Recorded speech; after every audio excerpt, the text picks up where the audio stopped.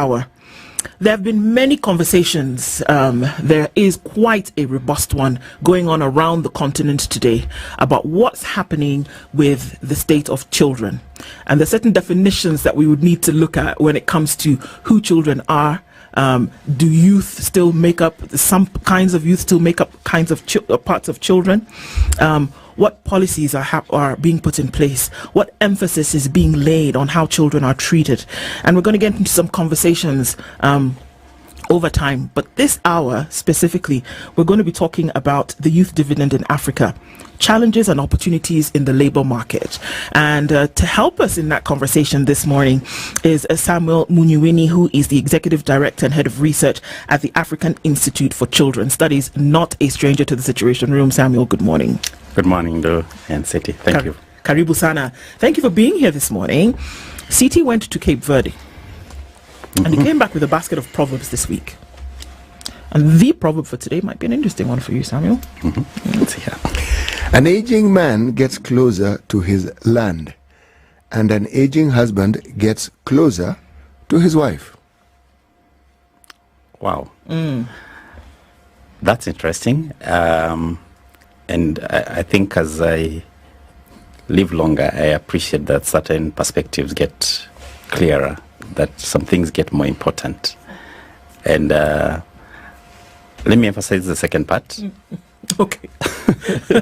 Like the second one. I like the second one because for sure, what is very obvious with time is relationships perhaps is the most thing you count. No wonder we see older people, perhaps grandparents, asking the younger ones, when am I getting my grandchild? Because then you realize it's not the land only that is most important. Indeed. Well, there you go. So very relevant to what we're talking about. Absolutely. I need to just make the connections right off and getting right off the bat into this. Let's give some context to this and why these are budding conversations, and looking at one specifically for Kenya. A few weeks ago, we saw that there has been the call, right, to reduce the amount of and scale down on the kind of work that children would do in the country. The case has even been taken to court, whereby we've been told the work that children will do even on a holiday can be tantamount to parents then being prosecuted.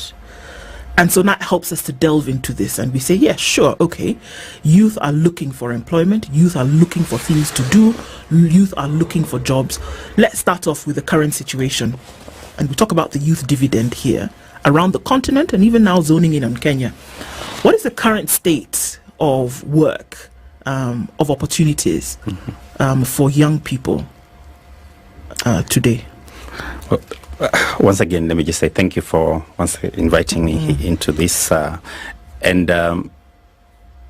as a parent, and many of us, if you have any young people around you, we're all very concerned about the well-being of children. But I think the most challenging part is when they're transitioning into the adulthood. And I want to present this conversation not just as my own experience and what I do at African Institute, but also there's a project we are doing with a group of partners called the NIA project. NIA is not invisible anymore, and looking at sectors that are able to, one, provide opportunity for the young people, like we're talking about employment, unemployment, but also ensure that there's protection of young people, because again, that's what you have. But appreciating that this is really a continental conversation, I think we need to look at what is now, popularly known as the youth bulge. That as we have more people, improvement in maternity care and reduced mortality at that stage, and again, a little more people able to live, but the access or the fertility rate still, while they have reduced, in the sense that the number of children per household is reducing across the continent, there's still quite a number. So while you have most population curves having a narrow tip, there are few older people and many more younger, we are now beginning to see in countries like Tunisia, South Africa, where the middle is bulging. And we are having almost about 25 to almost 40% of the populations in this country being between the age of 15 to about 29. Now, that is what we're now referring to as a dividend, if it translates into a positive outcome to the country in terms of productivity. But it can also be quite a bomb if that age group is not provided with opportunities. And therefore asking ourselves, what is it the children can do? Because across the world, from the UN Convention on the Rights of the Child, our own laws in Kenya and most countries in the continent, we know that from 0 to 18 years, it's a child. So if we're talking about a 15-year-old to about 18, then there's someone who is still a child, yet you don't expect that everyone will easily fall into the frameworks that we've developed, you know, that a good example is our Kenya law on the Basic Education Act. It says if you cause anyone who is within the age of basic education, and our basic education now is up to the secondary school, if you cause them to leave school and do work, then you're liable to prosecution. Yet the Employment Act for Kenya, 2007, allows persons up to from the age of 16 to do work that is not hazardous. Now, the question will be, why would you allow children, 16-year-olds, to work? But it's really out of responding to a very practical problem. If I left my primary school education in former class 8, or, you know, many times you're a 14-year-old, should I sit and wait until I'm 18 to do something? There is the argument that there should be opportunity to provide you vocational skills. Many times these will not go beyond 2 years. So by the time someone is already 16 years, they literally have nothing else to do. And again, you can't be forced to stay into secondary school or all the way to the university. So there is a gap there which the law is responding to in the Employment Act. And this is consistent with the ILO Convention 173, which is looking at the minimum age convention. So all this is really the gap that we want to address as a continent. Now, I think this is really beyond statistics. If you walk to your neighborhood today, there are a lot of young people who are sitting and idling. And you know what that means. Those who are not in school. Those who are not in school. Okay. And think about a lot of our education systems in Kenya and most countries in the region is we have about 1 million, you know, young people who sit for their grade 8 exam.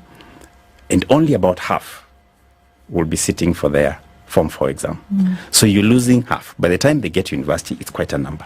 So however much we want to talk about all the nice packaging about what the law has, the question is, what do you do? Where are the 500,000 going to? The government says it's supposed to create about 500,000 jobs per year. But remember, every year, looking at our population growth, we are having almost 1 million people coming in. So this is really the gap that we need to be very practical about, because again, if you don't plan for them, then the other plans will come in. We're seeing the risks on terrorism, we are seeing the risks on mental health issues, drug and substance abuse, and so we have to be very practical. And you look at our current government and the manifest that they presented and said we will create employment. But are we seeing some very practical things? As much as I'm referring to the ILO conventions and what the World Bank is doing, the other thing to ask ourselves is how Afrocentric are some of these things? If you're talking about a continent, are we talking about very practical solutions to some of the things that you're presenting? So if we look at it, sometimes difficult to have this kind of a conversation because it would appear as though there are certain gaps, and then we're trying to fill within those gaps and then still trying to play and be safe. According to the law, 0 to 13 absolutely don't work. Then there seems to be something there's light work. There's light work between 11 and 13. Because the other good thing, which is a bit a focus from even a very African perspective, that we expect that you are trained into work. You're prepared to do adult chores, and that should be done in a way that doesn't affect your other rights and development. Okay, so if we get to 11 to 13, and then somewhere in there, between 13 and 16, is it? Please stop me if I'm wrong. Between 13 and 16, there are certain things you absolutely cannot do, and I believe one of the words they brought in there was sufferation, you know. And then somehow at 17, you're able, 16 to 17, then you're able to do anything really that would constitute work. But at the same time, there's this other layer where we are saying between 0 and 18, or rather from school going age until you must be in school. How do we take care of those? Because how do we take care of those very clear and evident gaps whereby, again, there's a drop-off every year of about 500,000 students who do not go on to finish the secondary school but finish primary school? What should be happening with them?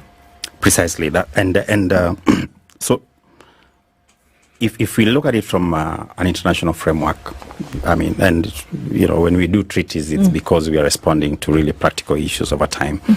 You know, so going back as far as in the 70s and the conversations, you know, looking back into what happened in the World War and how nations responded to so many young people who ended up not having gone to school, perhaps, or didn't have the opportunity because they were in crisis. I made reference to the ILO Convention on Minimum Age, which then said there should be a time when you must be protected to remain in school. But how do we balance that with the element of, do you just sit back? How do you get the training? So you rightly put it that we have 3 levels of work. There is what we're calling light work. Then there is work that you'll allow children to do. You know, so a lot of light work will be what you do in domestic space, you know, within your household. But there's some kind of tasks that you should be able to do as a young person that gives you an opportunity not just to learn but also to earn. And that is addressed in the ILO Convention that we call the worst forms of child labor. But then if you look at the reality of the situation, what is it that forces children to abandon schooling? Because the assumption seems to be that the chores that they may be given in a home setting would prevent them from learning, and yet, from what I observe, it doesn't. The chores that one performs at home are just chores that one performs at home, and schooling is still schooling. It's like you understand that this is your contribution to the household. Now, perhaps this is probably more visible in a rural setting, where the day starts very, very early for everybody. I mean, in the urban areas, it has also happened because children wake up early so that they can get to school because of the school rounds and the buses. But in a rural setting, there are distinct and definite chores that one must be involved in every day before they go to school. Now, if children are not going to school, what are the major contributors to this? Is it the domestic setup? I remember the time when the scourge of HIV killed very many adults and very many people who would be the breadwinners. Many children were forced to take up certain roles if they are the older ones so that they could look after the younger ones because there was nobody else to look after the younger children. That is a unique situation. But if we're looking at today, we're in the 21st century and the issues around the 21st century, what would we say prevents children from going to school? Because if they then don't go to school and they are supposed to contribute to the livelihood of the family, what are the circumstances that brings that about? So, one, let's be very clear that we are not advocating to say that a child should not be in school and should work. Actually, I think there are 3 places children should spend their time. One is that they're at school, you know, for school age. Either they are playing or they're just at home bonding with the family and doing stuff. But then there are circumstances that push children to work. And in the case of Kenya, we've had about 1 million children who are in exploitative work situation. So it is not correct and should be stopped. A lot of that is driven by socioeconomic issues, household poverty issues, children trying to bridge in the gap between the income within the households, and of course the limited opportunities in being able to continue with education. And these have been progressively addressed, really in a great way. I must say, I started doing my work on addressing child labor issues in the early 2000s, and in those periods we could see trucks, in Kiambu, carrying children to go pick coffee, to go pick tea. If you go into the media archives, you will see photographs. It is very rare that you will see that today. So that has reduced.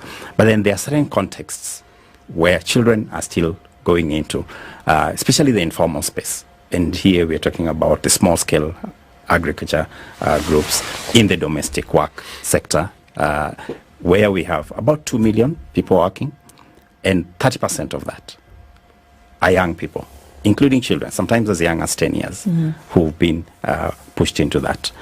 Again, we've done quite well in pushing our social protection policies.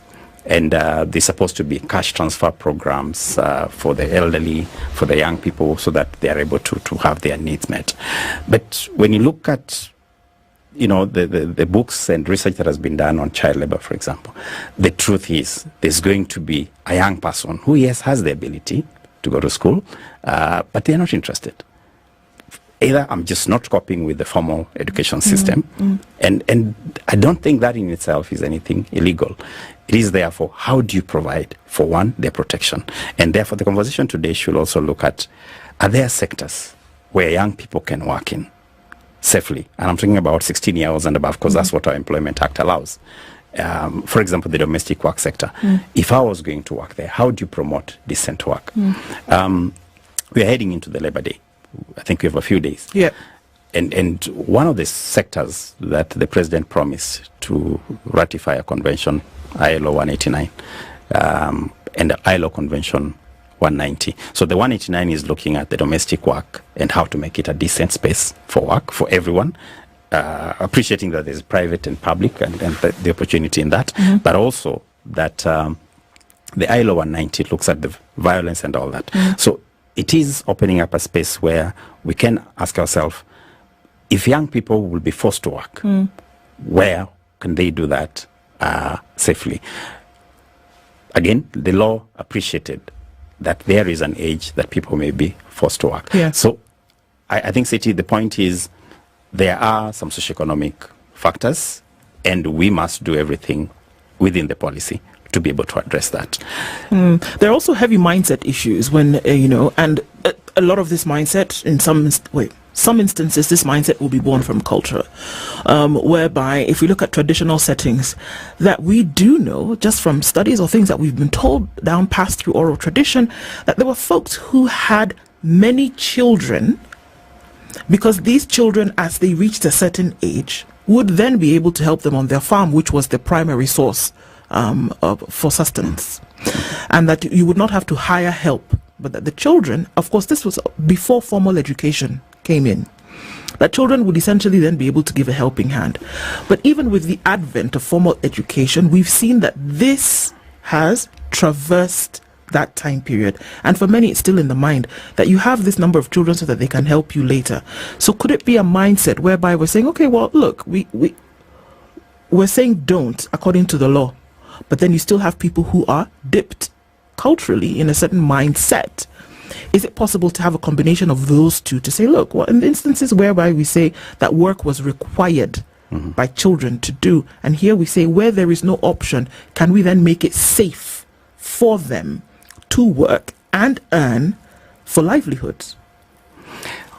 I think there are two issues here.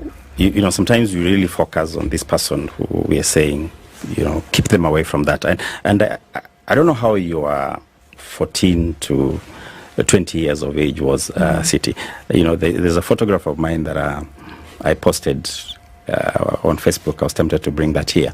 I was running my little kibanda, and this was right after my Form 4. I hadn't even had my ID. I was a hawker, in my little town, and I had my various things that I was selling. But what is the impact of that?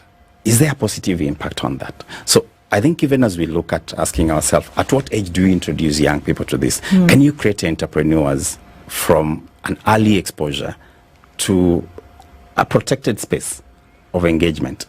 You know, think about the US. You know, the US is, I think, the only country now that has not signed one convention. This is the Convention on the Rights of the Child. And the reason why they have not is they engage young people in things like military, their trainings, from the age of 14, 15, 16. What does that tell you? That there is something that if you want to train young people really on very specialized skill sets, then you've got to do it very early. Is that very different from the cultural space that we've had? I don't think so. Think about the blacksmiths and all that. So I think sometimes we quickly want to demonize our African traditional way of doing things, but there's a lot of positivity in that. You know, if your father was a blacksmith, you needed to sit and work with them, but that did not deny you a chance to go to play.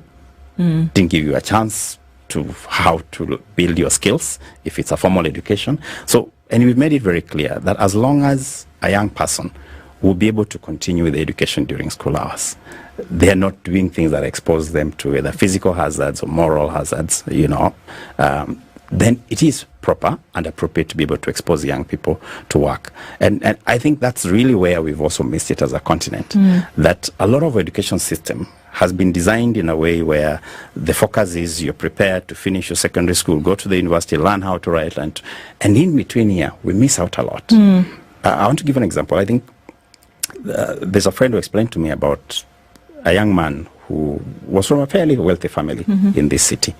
And he had the chance to be taken to any university in the world.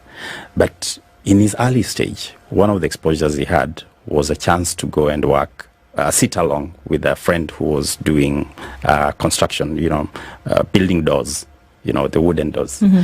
And when he finished his Form 4, he said, well, I think I don't want to go to the university. Can you help me set up this? And now he's doing those wooden doors that will cost like $500,000 shillings for one door, you know? He's grown into that. So I think what I'm trying to balance here is we have a problem and we need very practical solutions.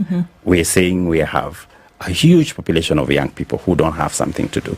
And will we sit back and keep saying we'll wait for the formal space to be able to create employment? But how can we instead provide more internships, you know, in very practical spaces where you're creating products, solutions to things. And this is where including looking at even very informal spaces like the domestic workspace. Now, why I'm emphasizing this is, I'll give you another very practical example. There's a young man who was about 17 years old, was working in a domestic workspace, and the employer chose to send this person to learn how to do Spanish dishes here in Nairobi, in the UN Gigiri area.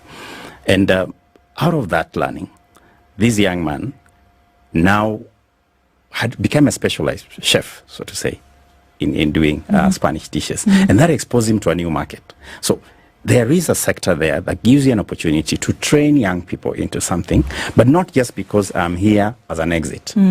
Can we look at some of our workspaces and think about adding value on how they do their work in that space? And I think, to me, there's therefore this balance between cultural discussion vis-a-vis how do we do our things, and really reviewing how the colonialists and some of the early education systems were designed that literally didn't allow us to build skills. Okay, let's take a break on that note. It's 28 minutes to 10 o'clock. We'll come back and look at, okay, so what sectors do we have in the country? What sectors are there here that you can actually say, you know what, that 500,000 that dropped off, here's an opportunity for them. We'll take a break, look at weather, traffic, and come back and continue right after this.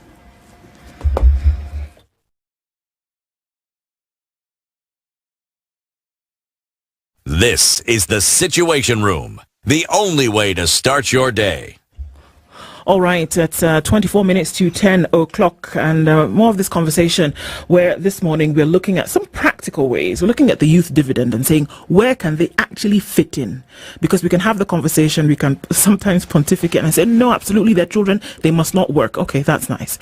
But then formal education, we have seen, and I think, are we getting to the point where we accept formal education, finishing education, doing an interview, getting a job is not for the majority of people.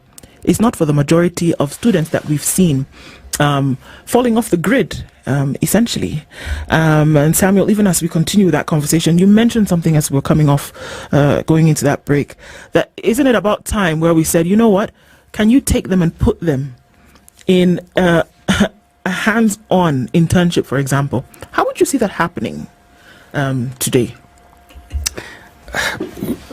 Good point, Ndu. And maybe back into a bit of context issues here, that in Kenya, for example, the 15 to 24-year-olds, which is really the age where you're prepared to get ready to go to work, is about 5 million people. And Kenya has about 15% of those without work, nothing they're doing. And we know the risk of all that. Now, what are the opportunities in a formal employment space? In Kenya and a lot of African countries, you'll be talking about less than 15% of any country will be doing formal employment.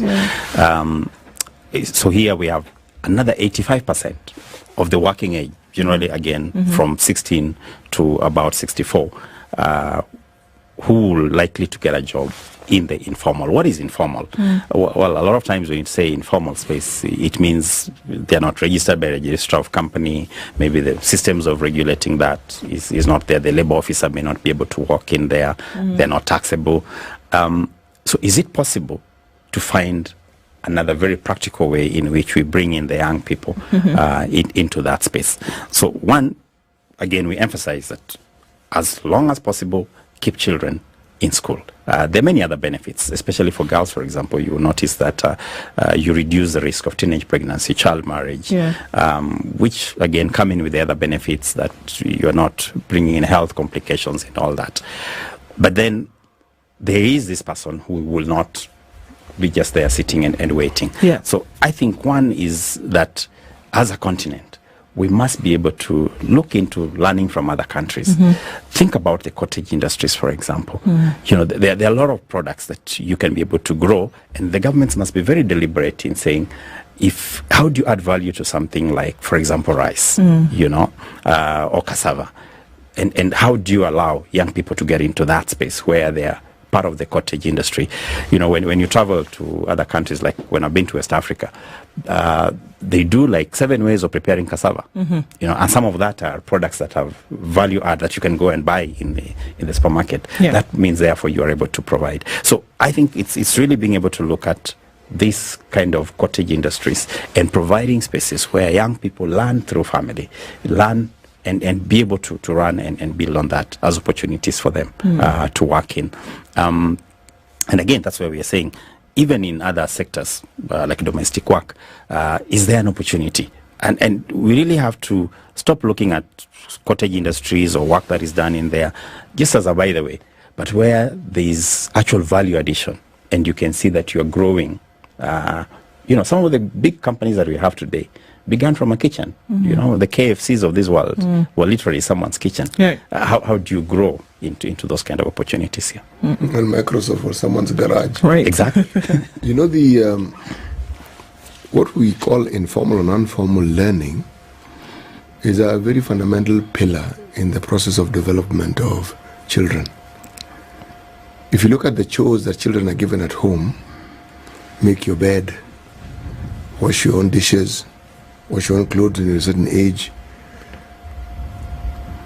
it inculcates an element of discipline and an appreciation of the importance of these chores, and it also inculcates in you the ability to do things. Now, if you have a very forward-looking group of parents, it will go beyond that, and you'll find that the functions and the duties within a home are, if they are both boys and girls, it's spread equally. There is no division of labor as to the girls will do everyone does everything. Now, you see the benefit of that when that person is older, in the way they handle things. For instance, a person who develops that way as a man, as a young man, you'll find they respect women a great deal more than someone who grew up in a family where there was that clear demarcation. No, that is not for boys, that is not for this and the other. But more importantly, if you look at communities who are business minded, and the age at which children are introduced to business, it doesn't interfere with their learning. A shop, the child may be doing nothing, they just hang around in the shop, but every once in a while they are sent, get this. They are learning. They get to a certain age, they're even allowed to sell to customers. After a while, they're even allowed to manage the money. Now, you tell me, if this child then continues the formal education and acquires a skill beyond that, whatever business they were involved in, that child will already have the capacity to improve on that business and grow it to the next level. But let me come back to formal learning. You asked me about China. To understand what you asked, you need to look at the curriculum, what they teach. One of the things they teach is ideology. Exactly. It is curriculum. You learn it. So this communism that people speak of, you are taught, so you understand it. But if I take that example yet to another country, like say Estonia, okay, where part of the curriculum is that you must have a business plan. So that by the time you're graduating, say in your Form 4, Form 6, you have to go to university. Part of what you're examined in is the practicability of your project. Can it actually work as a business? Now you tell me, what stops that person from growing that business as they move along? Because it's part of the educational system. So the answer to the question is, what is it that we have in our curriculum that encourages the very things that we want? So that it isn't something that is sprung on you when you finish Form 4. Primary school, as you go through school, this is something that you're interacting with. Yeah. You asked me what I did when I was 14. I had parents who make sure that every holiday were in the rural areas, without fail. So when people wake up in the morning to go to the shamba, so do you. Yeah. When they're milking shows, you also milk. When you have to go to the river to get water, you go to the river to get water. At a certain point, that's very early morning. Then on certain days, you're the one who takes the cows out. So you get to know about cows. And you go to, and by the way, all these cows had names. It doesn't matter how many they are. Yes. Yeah, so you got to know them. And then you learn how to milk. Now, it may not appear useful then, but as you get older, you're suddenly very, very grateful that you had parents who made you go through that process. And it doesn't impede on your academic learning. Because what it imbues in you is discipline. So when you transfer that discipline to formal learning for you doesn't become a chore. Exactly. It's not, because you already accustomed to discipline, just didn't understand it. Waking up in the morning, going to the shamba, doing all these things. And it's every single day. Exactly. So, Siti, back to our practical problem here. We're saying we have a 1.3 billion African population, 25% of it, 15 to 24, and you're thinking about productivity of the people. In my experience of running business, reminds me of a book by Lee Iacocca. He talked about the 3 P's of business. Yes, that was a man who was known in the motor industry of Detroit. Exactly. Yes. And he really emphasized, I read that book really, I think in my high school, just as a good book. And the 3 P's have become so alive for me today that for any space where productivity is being looked at, you must think about the people besides the product and the profits. How much do we invest in the capital, the human capital in this continent? So think about when I receive people at a workplace. Often, really, I've had people whom I've never looked at their certificates, and we've worked for 3-4 years. Because what I'm looking at is problem solving. Are you able to solve problems? Where do we create problem solvers? I think number one, it is in the 0 to 4 years. What you feed your children in at that age, because that's where brain development is being prepared, so that you have brains that can create solutions, critical thinkers. Right. It really begins at that age. So what are we feeding our mothers in when the children are in the womb? Are they accessing folic acid? So if a government invested very heavily on a 0 to 4 and in terms of school, the feeding programs and all that, in the next 20 years, you will see the difference, that population will think very differently. What is the other space that you have to be able to create a productive population that will create jobs for this continent? It is, again, the 15 to 24, a very critical space. Because if you had a good brain in the beginning, you've been exposed to how to communicate, you've been exposed to internships, like we are saying. The next space is then to allow you a safe space to be a creative person. And that is why this age group becomes very, very critical for us to look at and allow them to be that creative thinkers. The issue of child exploitation comes into play here. And even if you were saying, you know what, can we have a bit of a formalized process whereby those children, creating spaces whereby they can actually benefit something, even if it is not in a formal education, and now we're saying in work. How then do we protect them as well from being exploited? Because the natural inclination is pay them less, give them longer working hours because we assume that they're more agile and they don't get tired as much, pay them less because after all, what are they using the money for, right? So how then do we then also create protection around them, even when we're saying, look, open up the space for them to work, because right now there's nothing else? How do we protect them at the same time, because they're still vulnerable? Exactly. Yeah. And this is where the conversation and the ILO Convention 190 that is looking at the violence at workspace and opening it up to more regulatory processes is. And so we are hoping our president can lead the pack in Africa by among the countries that will sign up this Convention 190. And when I've done audits or evaluated programs on child labor in this country and talked to people from the Ministry of Labor, really, I don't know if anyone has ever come and knocked your space to ask what is the age of the person you're employing, you know, if they are below 18, do they have access to other skills training that you're providing for them? So the element of monitoring these workspaces become very, very critical. I know there's a push in Kenya even by the Revenue Authority to try and register as many. You saw the other day even farmers and the number of crops in their farm allegedly being counted.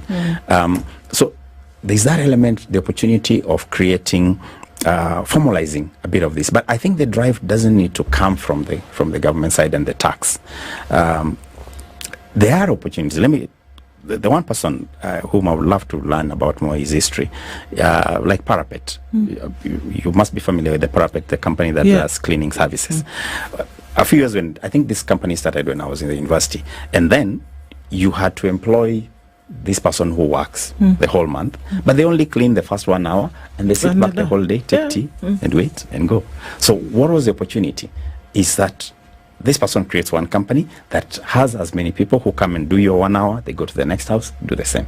So I see the opportunity in allowing some of these sectors, including the domestic service sector, to be able to create companies that then will allow this kind of young people to come in. It is more regulated because, today one of the most difficult things for any parent who wants to employ a domestic worker is, will they abuse my child? We've seen the things that are happening, sometimes even smashing a child on the wall. Very bad outcomes that we've experienced. But if you had someone else who's done that bit of saying, as you come in, we have a structure that will be able to do the vetting, that will be able to check, do routine monitoring. Because I think sometimes the private sector, because of the motivation to remain in business, can provide the opportunity for a more regulated workspace, not at all diminishing the importance of the Ministry of Labor and other government agencies, but then adding value to that sector and using it as to provide the employment that is badly needed by the continent. But there are still ways to then protect them then from being exploited, isn't it? Exactly. And from a child rights point, the beginning of a good protective environment, one is the child themselves. So, empowering young people with the information on what is acceptable within a workspace. It's very unfortunate that even in very empowered spaces we see things like sexual violence that keep happening even among the adults. But when you have information and when you have spaces where you can report some of these violations, in Kenya, for example, we have the 116 line that is run by Childline Kenya that I can call and there'll be an effective response mechanism. So I think part of the gap in being able to do protection is sometimes the legal framework and those in authority to protect young people or anyone for that matter in our workspace will often not appreciate their role in that. You actually blamed, But think for a moment, look at certain disciplines, if I may use the term, and regulation, if any exists, or the formalization of it. Look at security. I'm talking about, say, the private guards. You're talking about house help. See, these are very, very key. They're very, very fundamental. They're very necessary. But look at the investment that you find being put into it. Because our mindset seems to be that somebody who is a domestic worker should be paid as little money as possible. Exactly. And even the training that a domestic worker should have, you assume by the fact that they've grown up, they should know domestic work. Right. And it is not true. No. Yes. And I think that realization has been there. In countries like Kenya, I know there are groups that have invested in training. For example, the Center for Domestic Training Services. Yes, they have. They have. And therefore, I think the opportunity is there. It must be regulated further. You see for instance, now when you talk about private security guards, you even have a government body that is supposed to oversee the functions and what have you. But do they really? I mean, if you look at the places where we live and look at the sort of guards that they bring there, you have never come across a lot of more tired individuals than those ones. Yes. In fact, you really wonder, this person, when was the last time they ate? Or at the slightest opportunity, they're dozing off. So you get the impression this person probably has more than one job. And then when you look at what they are paid and what the government states they should be paid, right? It's an amount. When you're living in Nairobi, you're wondering, how does this person survive with this amount of money in Nairobi? Where do they live? How do they even eat? How do they even come to work? And then this is the person you're entrusting with security. Or with your child. Precisely. Let me take it further. Yes. When you look at ECD and the emphasis we've given ECD, the rhetoric around it is good, the talk around it is good, the structures of which have been put is good, but surely the individuals who are given the responsibility of training your children at an age when actually they know absolutely nothing, should this not be the group of people who are perhaps best remunerated? Because when that child grows up and they move on to the next stage in the primary school, they know a little bit more. Secondary school, they know a lot more. Yeah. But look at how it is skewed. Where the child already knows a lot and just requires a little help as they move along, that person gets remunerated much better than the person who did the heavy lifting. You're right, City. I think two things that will really have to happen, change in our continent, and maybe beginning with Kenya, is one, I think we'll have to pay people by time and outputs. This thing of being paid per month without looking at the productivity then leads people into this kind of arrangements. And we look at the conventions that we're talking about, actually looking at how do we improve the payments. The second bit on that, so when you move people into hourly, again, if I give the example of, say, the security industry or this or the domestic work sector, if I will come in and just put my 2 hours when you really need it, and you know that every hour, say, is 300 shillings or 400 shillings, then I'm able to leave and go do something else. But if I add cumulative to my 8 hours that I will have worked, I'll have been paid better. And even for the person who is paying for the service, they find that they have better return from their money. I think the other bit that we really have to look for as a continent in trying to address this is some of these jobs don't have to be an end in themselves. Just because I'm a security person, is there a system that allows me to grow in it? So if I'm employed in security or as domestic work, can I be able to see that there is career growth opportunities? Can I move beyond having worked in one house, because now I've known how to manage, to be the janitor who manages in a hotel system and move on to the next level? So I think really appreciating that the informal sector is the one that gives us most jobs. We must therefore be able to create opportunities for growth in there, and is to incentivize those who are in the private sector and trying to manage that. Are these conversations being had at the level whereby the creation of policy would then lead towards implementation of some of these things at the places where they ought to be happening? Are they currently being had? So I work in the non-profit sector and trying to advocate, and we are in spaces. So I'll give you an example. We just came from a meeting that was looking at ratifying the Convention 189.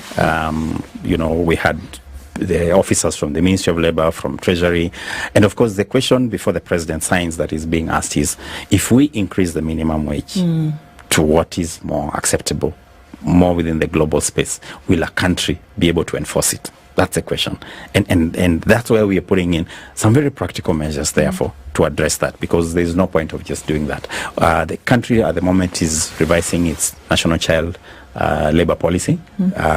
And again, there is an opportunity. But in my opinion, I think we really need to go back into working with those who are creating opportunities in some of these sectors and encourage them, first of all, to grow, because unfortunately some of the way our governments have approached private sector in this kind of service industry is very punitive. Many times you're almost being cut down instead of being encouraged to grow. So that the regulations and saying no one should work as a child must be looked at from a point also, how do we create more people who can learn? How do we encourage regulation so that there is no exploitation as defined in the ILO Convention 190? When one talks of regulations and the law, and then one looks at the practicability of it, and then one looks at the emphasis and the focus that African governments or a Kenyan government gives to the youth beyond rhetoric. Beyond vijana mtaani. Yes, what do you call that word? Beyond rhetoric. Because there's if the policies don't reflect, or if the policies reflect, but then when you come to the implementation of it, what you see are gaps followed by more gaps. Okay?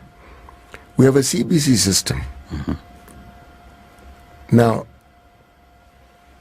everything around it, so long as you stick to the theory and the thinking around it, very good. It stops and ends right there. The putting it into practice has been a complete disaster. We have a situation where the students who were the first lot to actually move into it lost almost an entire year of learning. And even the goals that you are there to help people to be practical. So for example, if I need to get a good picture, instead of drawing it, I go print it. I actually envy those who are studying in very rural areas. I think they eventually get what is expected, that you are building creative minds, So it requires, of course, that as public, we are able to hold accountable some of our systems that we do have. See, that's why I said, beyond the rhetoric, even as we sign conventions, and we sign those conventions as Kenya. Oh, in fact, it's like we sign and ask, is there another one we need to sign so that we can sign it anyway? Indeed. Look, there are many, many conversations, and we'll be delving into them, in the coming weeks, about what then these all bleed into when we talk about practical things that ought to be done where it concerns our children and young people around this continent. Samuel Munyuwiny, thank you so much for being here with us this morning and having that conversation, and we delve into more. The Executive Director and Head of Research at the African Institute for Children's Studies. That's been our conversation this morning, and just looking into, okay, so this is the problem. How can we practically bring in solutions for the betterment of the future of our children on the continent? Thanks for being part of Kenya's biggest conversation this morning. And to all of you, thanks for joining us. We talk again tomorrow morning. It's 10 a.m.